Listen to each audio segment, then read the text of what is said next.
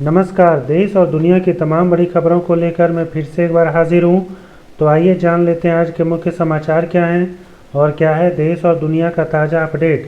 साथ ही आप जान पाएंगे देश और राज्य की सरकारों ने क्या किया ऐलान और क्या दिया बड़ा बयान। सबसे पहले एक नज़र सुर्खियों पर। प्रधानमंत्री नरेंद्र मोदी ने दिल्ली में हुए ब्लास्ट के घायलों से पूछा हालचाल। बिहार में मतगणना 14 नवंबर को। स्मार्टफोन के बाद लोग स्मार्ट टायर को भी देखेंगे। 1 दिसंबर से शुरू हो जाएगा संसद का शीतकालीन सत्र।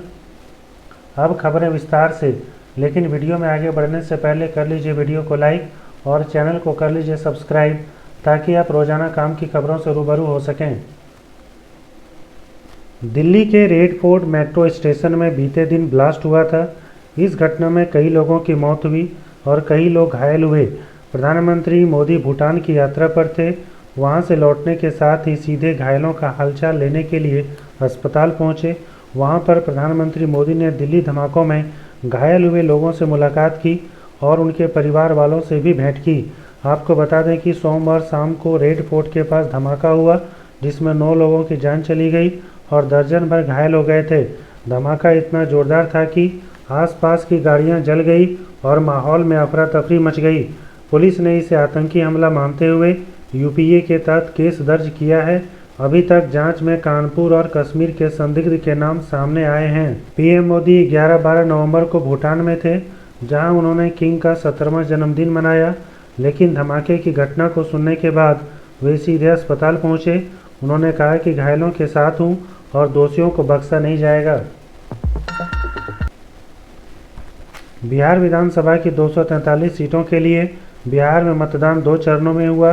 पहले फेज की वोटिंग 6 नवंबर को और दूसरे फेज की वोटिंग 11 नवंबर को हुआ। आपको बता दें कि 14 नवंबर को इसके नतीजे भी सामने आएंगे और पता चलेगा कि किसकी बनेगी सरकार। एग्जिट पोल के अनुसार एनडीए आगे है। आपको क्या लगता है, कमेंट कीजिए। पहले जहां लोग smartphone, smart watch, smart bulb का उपयोग करते थे, वहीं अब लोग स्मार्ट टायर का भी इस्तेमाल करेंगे। इस टायर को जेके टायर ने खुद डिज़ाइन किया है। आपको बता दें कि इस टायर में सेंसर्स टायर के अंदर फिट किए गए हैं, जिससे टायर में कोई भी गड़बड़ी होने पर इसकी जानकारी ड्राइवर को मिलेगी।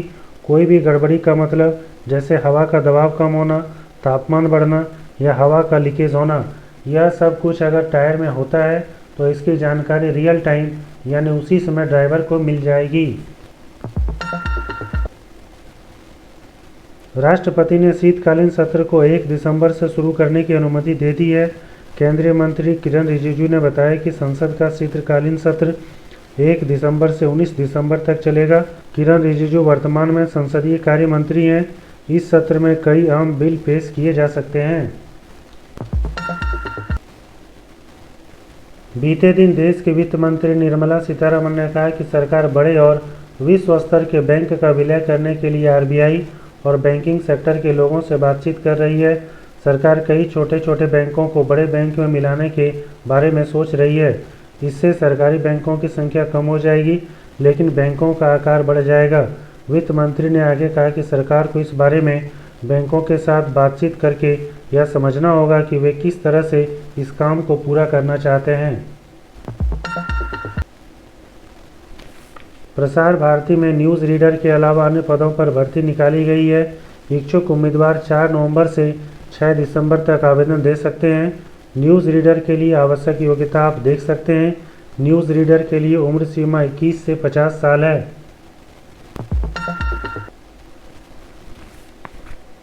डीआरआई यानी राजस्व खुफिया निदेशालय ने ऑपरेशन बुलियन ब्लेज के तहत मुंबई में सोने की तस्करी, उसे गुप्त भट्टियों में पिघलाने और परिष्कृत सोने को अवैध रूप से ग्रे मार्केट में बेचने में शामिल एक गिरोह का पर्दाफाश किया है।